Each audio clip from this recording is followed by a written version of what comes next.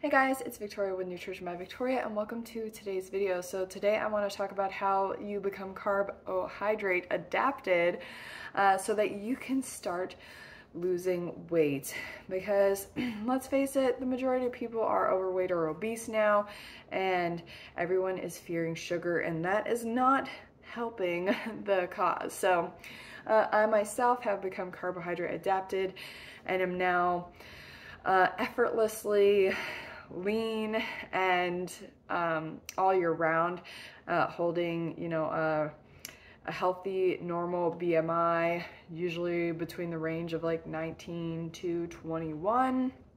And I've just had my third baby. I'm currently 4 months postpartum. So I have been eating a high carb, low fat, plant-based vegan diet for almost 12 years now, coming up the end of March. I started in 2012, and when I first came on to a high carb, low fat diet from previous carbohydrate calorie restriction, which is what most people come to a high carb, low fat diet from, I experienced weight gain, as the majority of people do. This is due to adaptive thermogenesis, which causes metabolic changes that I refer to as metabolic damage, because a lot of times your thyroid hormone production becomes suppressed, as well as sex hormone production. A lot of things, hormonal things, change when you don't eat enough carbohydrates. So I call it metabolic damage, and we want to move towards, fixing that, right? But what drives initial weight gain is the fact that when you don't eat enough carbohydrates, whether you're aware of it or not, you become insulin resistant to a certain degree. And this helps to drive de novo lipogenesis, so that when you start eating a whole bunch of carbohydrates, you start storing them as body fat initially, in order to reset things in your body, particularly your hormones.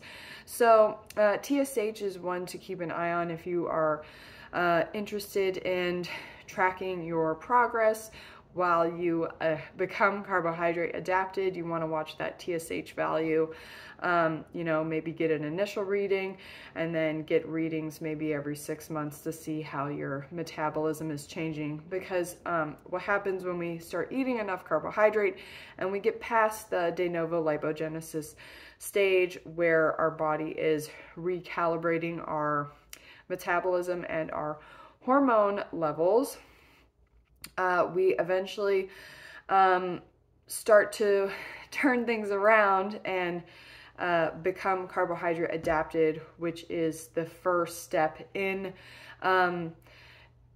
allowing your thyroid hormone production to become higher, which means your TSH is going to be lower. And the lower your TSH is, the higher your metabolism is going to be.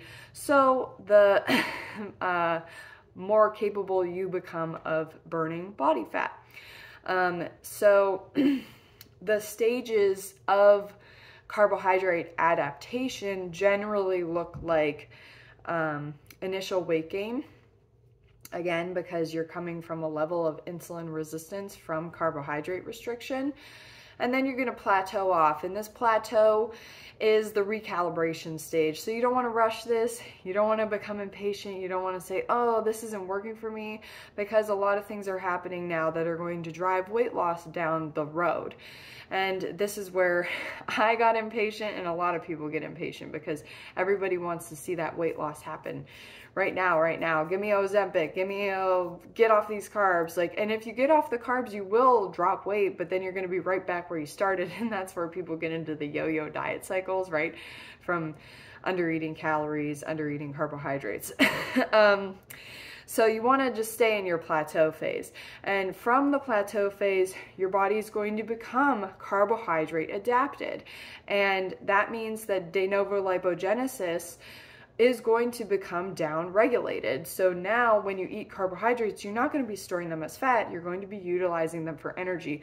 And when you are carbohydrate adapted, you will no longer, it's going to become really hard to turn carbohydrates into body fat via de novo lipogenesis unless you're under eating the carbohydrates, or you're overtraining, using stimulants, not getting enough sleep. There's other factors that play into driving de novo lipogenesis, but the main factor for driving de novo lipogenesis is under eating carbohydrates and then eating a whole bunch of carbohydrates and then under eating and then eating a whole bunch. So yo-yo dieting is the prime driver for de novo lipogenesis. Okay. So now you're in your plateau phase and you're ready to start losing weight. Be patient here and eat enough carbohydrates. That is the primary thing. The next step is you have to restrict dietary fat. No overt fats, no nuts, no seeds, no oils, no avocado. I even will ask for no sesame seeds on my sushi. Like, I take it very seriously when I'm trying to become leaner. I will be very diligent about keeping my dietary fat low and around 10 grams of fat a day or less. The reason for this, and I know when I started losing weight after being in the plateau phase, is because I was extremely strict with my fat intake. As I become carb adapted, the lack of fat that was in my diet meant the lack of fat on my body, right? Because when we eat fat, we store it as fat and then it gets utilized. So it's not we eat the fat and then we use the fat for energy. We store it first and then we use it for energy as it's needed. What the three drivers for the ATP or energy generation cycle, the TCA cycle in our cells that occurs in our mitochondria of our cells, that allows our cells to generate energy for our body to use to do everything, is glucose, oxygen, and fatty acids. So the glucose and the fatty acids are the products that supply the substrates for the energy generation, and then the oxygen drives the whole cycle. So we have to take in air and eat food. So when we have a dietary fat deficit, we are forcing our mitochondria to use our body fat stores for TCA cycle ATP production. So I hope that makes sense. If you'd like to know more about the biochemistry of our metabolism, I wrote up a coaching program.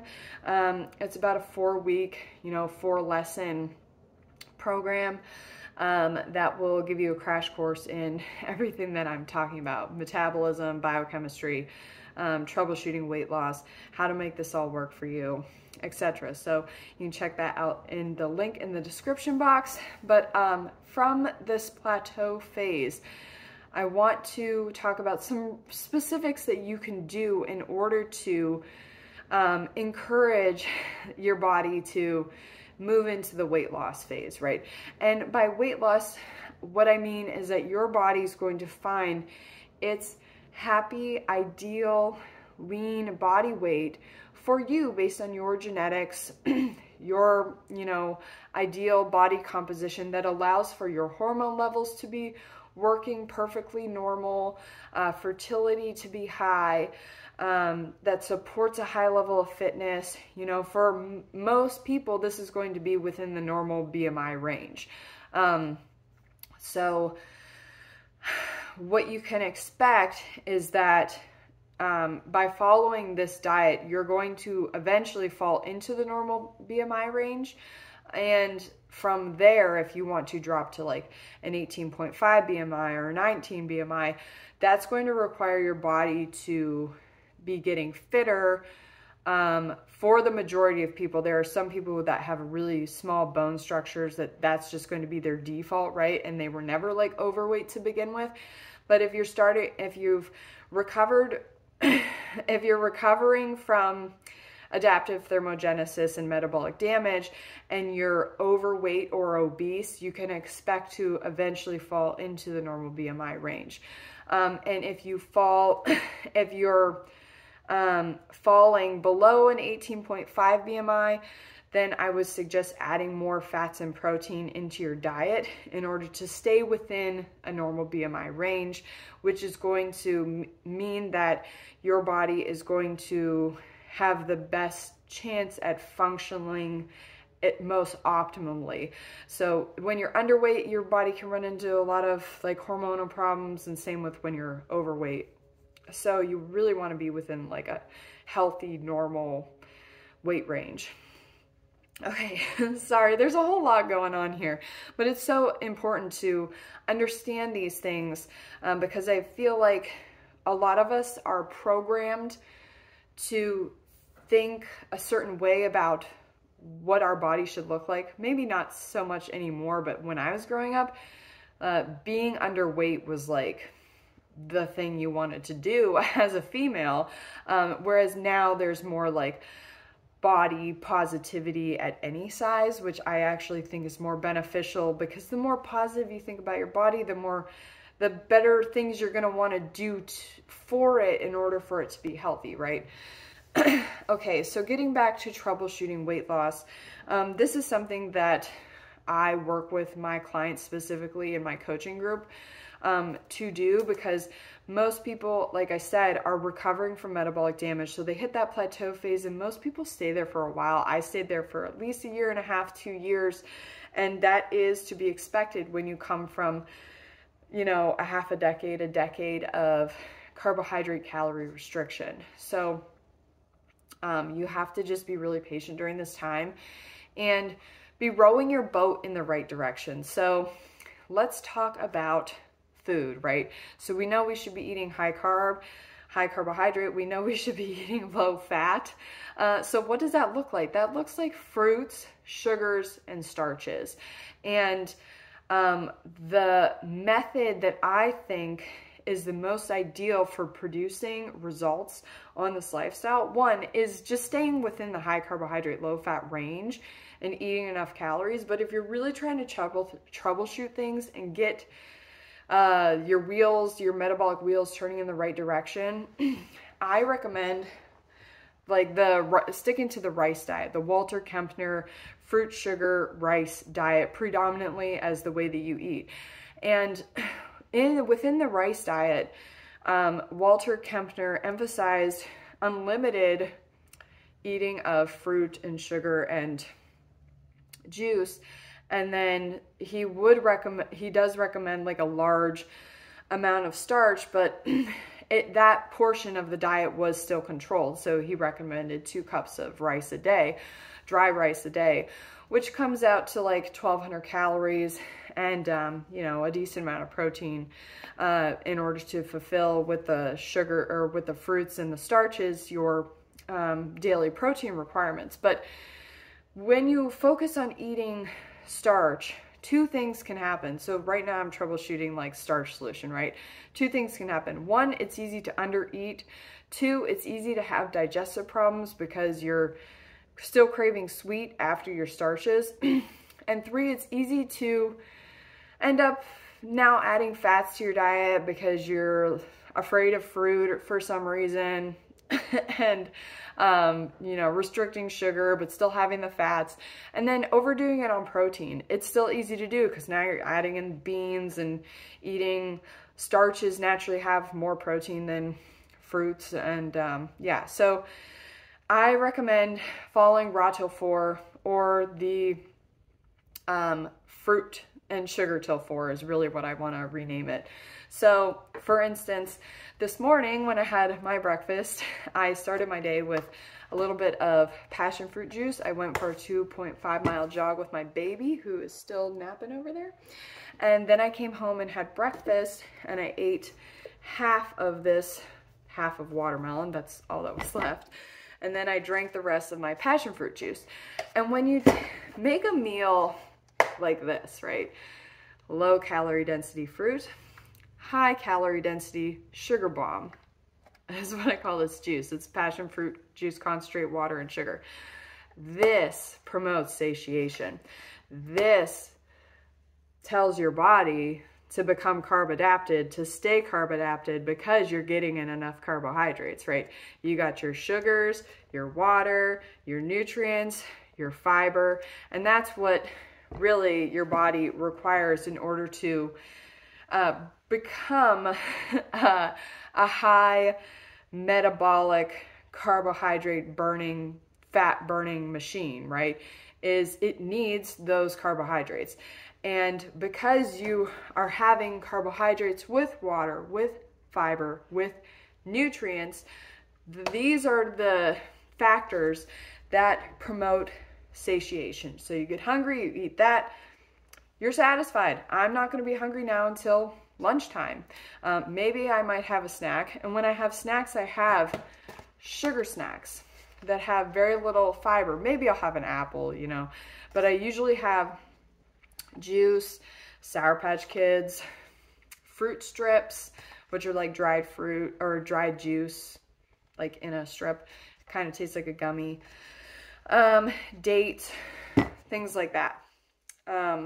So by eating that way, you're minimizing digestive distress. You are maximizing your carbohydrate intake. You're also regulating your blood glucose levels because, like I said, I have the sugar bombs as snacks, but then I add the fiber in at meal times where I'm having more sugar and more calories. And that combination of water and fiber with the sugars, which is naturally found in fruits, but let's face it, most fruits are not high enough in sugar to promote satiation without eating like this entire watermelon, which for some people, including myself, having too much water, too much volume, too much fiber will give me some digestive distress. So I just add the sugars in with the fruit in order to make it more satisfying. And the belly shot that I showed you guys at the beginning of this video, that's me after having had that meal. Nice flat belly still, a little bit of distension just from the sheer volume and, you know, fluid of the meal. But, you know, you get blood sugar regulation because you're having the fiber with the meal as well. So that's something that you really want to pay attention to, is that you want to be proper food combining so that you can have that nice flat belly all day long.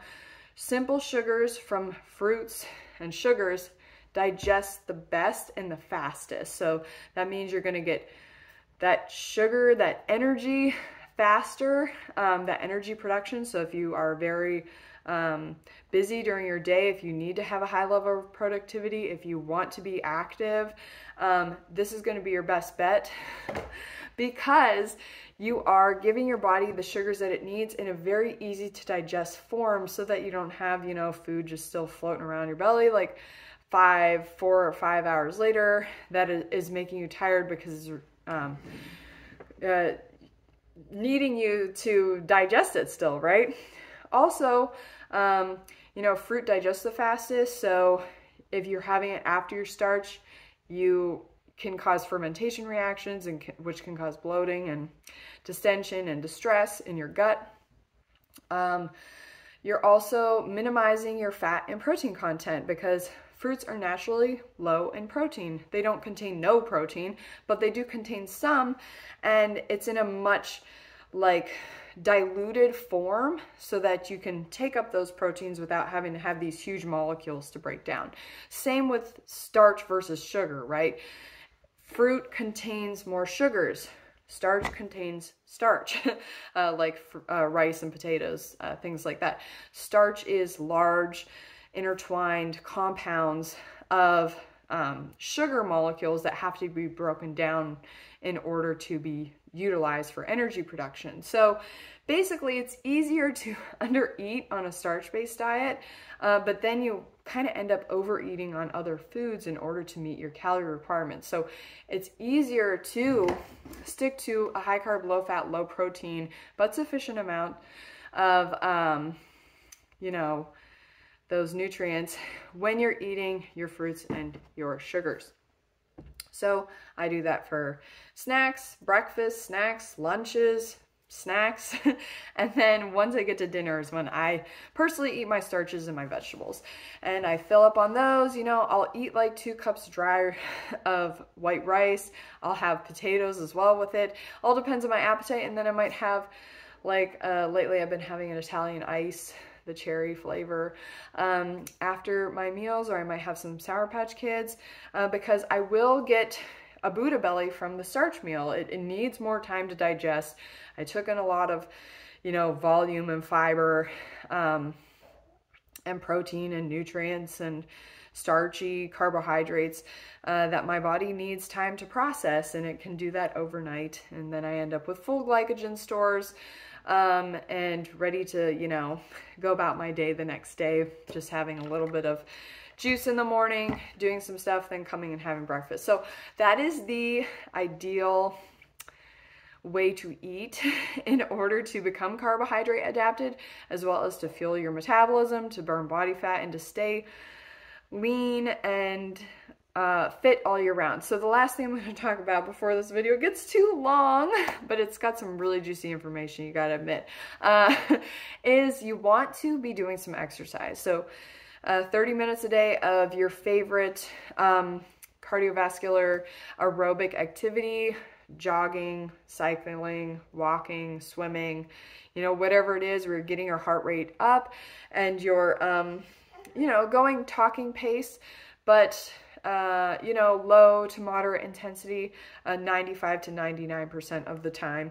This is going to prevent cortisol levels from, you know, being crazy from the exercise, especially if you're coming from like adrenal fatigue or under eating on carbohydrates. Some people are really concerned that exercise is going to jack up their cortisol. It won't, as long as you're not going high intensity every single day. And as long as you're eating enough carbohydrates and you're sleeping enough, you're going to be able to recover from the fitness, and that's going to prevent cortisol from going out of whack, and your cortisol levels will stay normal. So that's it for today's video. Leave any comments or questions down below. And like I said, if you're interested in my coaching, check out the link in the description, and I'll see you guys next time. Bye.